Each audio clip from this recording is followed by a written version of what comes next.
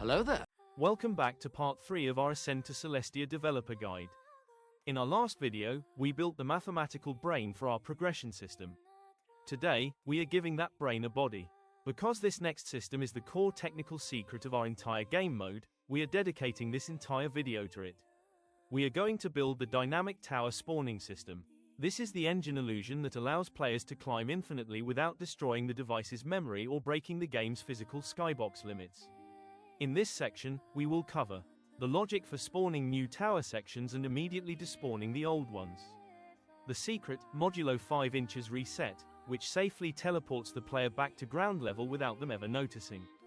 And how to use motion devices to smoothly slide our enemy spawners, activation totems, and invisible barriers up to the next floor.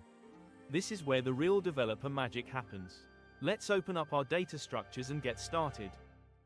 We need to create a custom data structure to keep track of all our moving parts. Go ahead and create a new data structure containing the following variables. Here is what each one does. Totem ref, GUID, the specific reference ID for the totem entity the player interacts with to trigger the floor's challenge. Upward vector, 3D vector, a constant directional vector. We will feed this into a basic motion device to tell the elevator, platform exactly how far up it needs to travel to reach the next spawned floor. Main colliders, GUID list, a list of invisible walls. We activate these when a challenge starts to lock the player in, and use them to block the stairwell so players can't jump back down to a deleted floor. The spawning pools, what can spawn. Spawn points, GUID list, the specific coordinates inside the room where enemy entities are allowed to spawn. Ceiling decorations, prefab ID list, a pool of possible ceiling props for the random generator to pick from. Wall decorations, prefab ID list, a pool of possible wall props. Floor decorations, prefab ID list, a pool of possible floor props. Tower section ref, prefab ID list, the actual room layouts. We will swap these out depending on the player's tier, e.g., floors 1 to 9 use a stone dungeon prefab, 10 to 19 use a grand library prefab, to visually show progression. Active memory, what has spawned. Room decoration, entity list, once the game randomly selects and spawns the decorations from the lists above, it saves those live entities here. This is crucial so that when the player leaves the floor, the game knows exactly which props to delete. Grouping your variables like this is called state management. By keeping all your prefabs, active entities, and coordinates packed neatly into a single data structure, your visual scripts will look drastically cleaner, and you'll never lose track of a spawned object.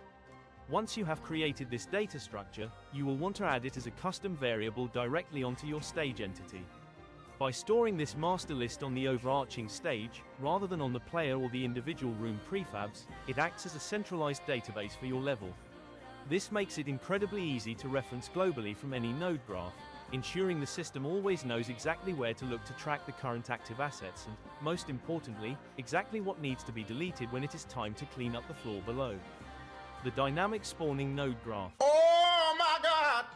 Ow! Why are you running? Why are you running? This massive node graph handles the heavy lifting of our tower system.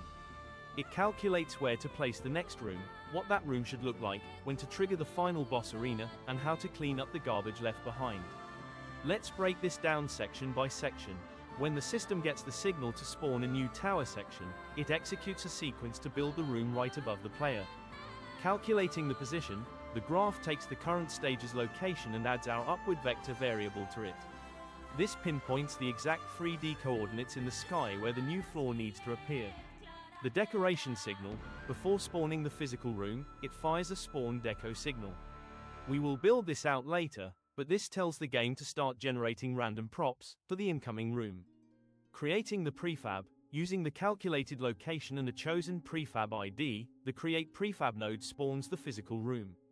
Crucially, it takes this newly created entity and saves it into the current floor ent variable so the game remembers exactly what was just built.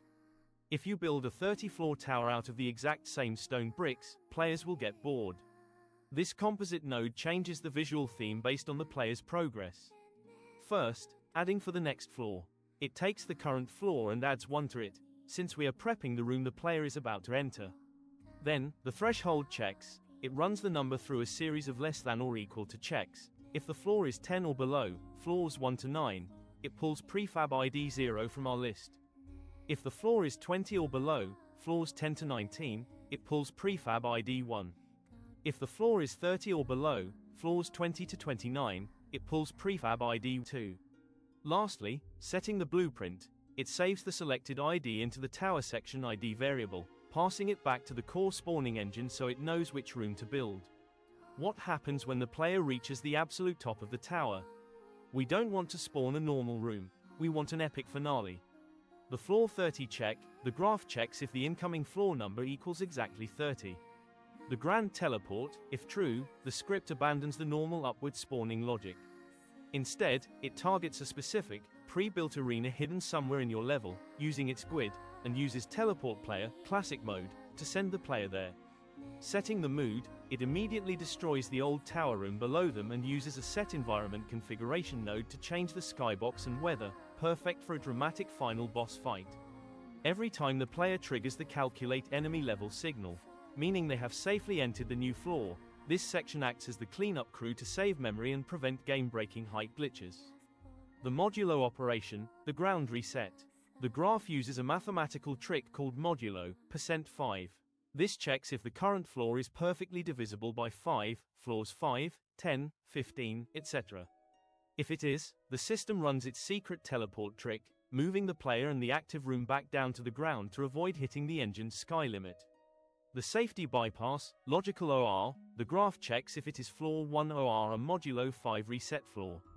If true, it skips the normal destruction sequence, because either there is no floor below them yet, or they just got teleported to the ground. Destroying the past, if the OR check is false, the graph runs a destroy entity node, wiping the previous floor ent, the floor beneath them, completely out of existence to save memory. Updating the memory bank, finally, it triggers a quick timer. When the timer pops, it takes the current floor ent and relabels it as the previous floor ent. The cycle is now completely reset and ready for the player to climb again. Before we can spawn anything, we need a reliable way to pick a random item from a list, which is the get random value from list composite node. This composite node handles that math. In programming, lists, or arrays, are 0 indexed. This means the first item is at position 0, the second is at position 1, and so on. Here is how the node perfectly handles this. The dice roll, it uses get random integer to pick a random number between 0 and our maximum. Pulling the item, finally, it plugs that random number into the get corresponding value from list node to extract the exact prefab ID we need and passes it out. Looking at the main graph, the top track is the interior designer. It waits for the spawn deco signal that we fired in the previous tower spawning graph. Accessing the pool, it grabs our master spawner ref data structure and splits it open to access the 3 decoration lists, ceilings, walls, and floors. Rolling the dice, it feeds all 3 lists into 3 separate get random value from list composite nodes, getting 1 randomly selected prefab ID for each category. Creating the entities, it runs those IDs through a chain of 3 create prefab nodes, spawning the props into the world at the exact coordinates passed by the signal. Saving to memory, this is the most important step. It packs those 3 newly created props into an assembly list and uses modify structure to save them into the room decoration variable. The game now knows exactly which props are currently active on the floor. If we only spawned props and never deleted them, the game would eventually lag and crash from having hundreds of hidden torches and rugs floating in the sky. The bottom track prevents this. The trigger, it listens for the spawn stage signal, which fires when the player is moving to a new area. The cleanup loop, if the spawn condition is met, it takes the old room decoration list, the props from the floor the player is leaving, and runs them through a list iteration loop. Destroying the evidence, for every single item in that list, it triggers a destroy entity node, wiping the old decorations from the game's memory completely before the top track has a chance to overwrite the list with the new ones. This 2-track system is a perfect example of memory management. By immediately saving what you spawn, and systematically destroying it when it's no longer needed, you guarantee your game will run at a smooth frame rate no matter how high the player climbs. Now that the physical room is spawning correctly, we have a new problem. Our enemy spawn points and the challenge totem are still sitting on the old floor. Instead of deleting and recreating these crucial data points every time, We are simply going to slide them up to the new floor using the game engine's physics system.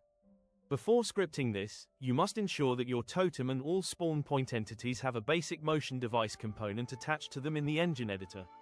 We will be feeding our upward vector into this component to physically push them upward. This section of the graph dictates exactly how and where the entities move. Fetching the entities, the graph splits our spawner ref data structure to grab the totem ref and the list of spawn points. Applying the motion, it uses the Add Uniform Basic Linear Motion Device node. By feeding our predefined upward vector into the velocity pin, it tells the totem and the standard spawn points to smoothly travel up to the exact height of the newly generated room. The lantern exception, if you look closely at the list iteration loop, the very last spawn point in the list gets treated differently. The graph calculates a slight offset for it. Why? Because this specific point is used to spawn our lanterns, as seen in the staircase screenshot.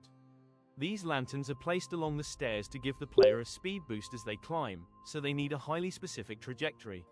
Starting the timer, once the motion devices are activated, a timer is started. It takes time for objects to physically travel through 3D space, so we must wait for them to reach their destination before doing anything else. When the travel timer finishes, it triggers the When Timer is Triggered node. Multiple branches, this acts as a traffic director based on the timer name. Depending on what part of the tower the player is on, it routes the logic to one of three states: next floor, standard upward movement, reset floor, when the player hits a multiple of 5 and is teleported back to the ground, or set to top, the final boss arena. Once the timer routes the logic into the set spawn points to position composite node, it is time to finalize the movement. The stop command, if we leave the motion devices running, the spawners might drift or jitter. The graph iterates through the spawn points list and the totem ref and triggers the stop and delete basic motion device node. The result, this acts as a hard brake. It instantly halts their movement, snaps them perfectly into their new coordinates, and deletes the motion component to save processing power. Re-enabling, finally, and activate, disable model display node ensures the totem is visible and ready for the player to interact with to start the new floor's challenge. Just like our spawners and totems, the invisible walls, colliders, that lock the player into the combat arena need to travel up the tower. However, barriers have an extra layer of complexity. They need to visually turn on and off so the player knows when a path is blocked. You shall not pass! Before scripting, ensure your barrier entities have both a basic motion device, for movement, and a VFX component attached to them. This allows us to trigger a cool visual, force field, effect when the barrier activates. When the player triggers the calculate enemy level signal, it means they have entered the new room. We need to slam the door shut behind them so they can't run away. The graph verifies the player isn't on floor 1, where the door is already closed. Turning it on, it uses activate, disable native collision to turn the invisible wall solid, and mount looping special effect to turn on the visual force field. Moving the door, just like the totem, it uses the Add Uniform Basic Linear Motion device and our upward vector to slide the barrier up from the previous floor to seal the current room's entrance. The timer, it starts the next collider timer to wait for the barrier to finish moving. When the player finishes the floor's challenge, your game sends a buff selector signal, meaning the fight is over and rewards are being chosen. It's time to open the path to the stairs. Fetching the blockers, the graph grabs the list of main colliders from our data structure. The upward slide, it iterates through the list, activating the motion devices to slide the barriers up and out of the player's way, allowing them to proceed to the next area. The timer, it sets a timer to halt the movement once they reach the designated, open, position. When the game spawns the next stage, triggered by the spawn stage signal, it needs to prep the barriers so they don't accidentally block the player before they even enter the room. The modulus check, the graph uses the modulo math, modulus of 5, we discussed earlier. If it equals 0, it means the player just hit a reset floor and was teleported to the ground. Shutting down the shield, if it's a reset floor, it specifically targets the floor's main barrier, uses activate, disable native collision to turn off the physics wall, and uses clear looping special effect to turn off the visual force field. This ensures the player can safely walk into the reset arena. Exactly like our spawner graph, this section acts as the brakes. The router, the When Timer is Triggered node catches the timer names, next collider, reset colliders, or bottom collider. The stop command, It runs the relevant collider entities through a list iteration loop and triggers the stop and delete basic motion device node. This freezes the invisible walls precisely where they belong, keeping the arena structurally sound. Congratulations! You have successfully built a fully functioning, infinitely scalable dynamic tower system. By combining the logic from these node graphs, you have completely bypassed the limitations of traditional level design. Instead of forcing the game engine to load 30 heavy, static floors all at once, which would drain memory and hit the skybox limit, you have created a treadmill illusion that is incredibly lightweight and highly optimized. Let's do a quick recap of the incredible developer magic you just orchestrated. The infinite climb, you built a system that dynamically spawns a new room exactly when the player needs it, and safely deletes the old room the moment they leave. The skybox trick, you implemented a seamless modulo math trick to teleport the player back to the ground every 5 floors, ensuring they never break the game's physical height boundaries. Smart asset recycling, instead of constantly deleting and respawning interactive objects, you used basic motion devices to smoothly slide your totems, enemy spawners, and barriers up to the new floor. Procedural set dressing, you created a random decoration generator that keeps the tower looking fresh, perfectly managing its own memory by cleaning up old props before loading new ones. To bring this entire system to life, ensure that your on-signal tower spawn graph, your random decor graph, and your update location graphs are all properly linked to your stage entity or your main level controller. Because all of these graphs rely on the master spawner ref data structure we created at the very beginning, keeping them centralized on the stage entity ensures they can all communicate with each other flawlessly. Yay!